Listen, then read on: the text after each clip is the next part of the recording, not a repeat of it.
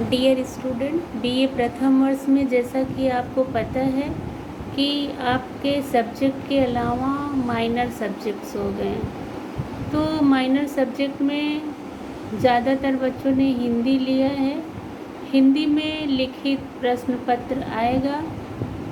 आपको पता है, आपको पढ़ाया भी जा चुका है, लेकिन पहला पेपर हिंदी ही है। आपको थोड़ी सी और जानकारी मिल जाए, इसलिए हम कोशिश कर रहे हैं कि थोड़ा सा आपको हम कुछ बता दें। हिंदी राष्ट्रभाषा है, हिंदी राजभाषा है।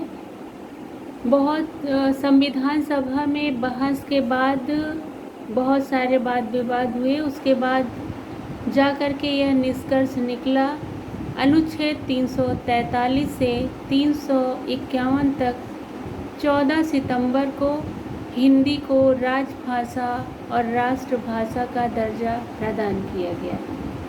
हिंदी पूरे भारत में सबसे ज़्यादा बोले जाने वाली भाषा है और जब संविधान बना तो देवनागरी लिपि हिंदी को राष्ट्रभाषा और राजभाषा का दर्जा प्रदान किया गया। इसके साथ ही कहा गया कि 15 वर्षों तक अंग्रेजी प्रयुक्त की जाती रहेगी कार्यालय के रूप में। लेकिन अभी आप माइनर सब्जेक्ट में पढ़ रहे हैं कि कार्यालयी हिंदी क्या है।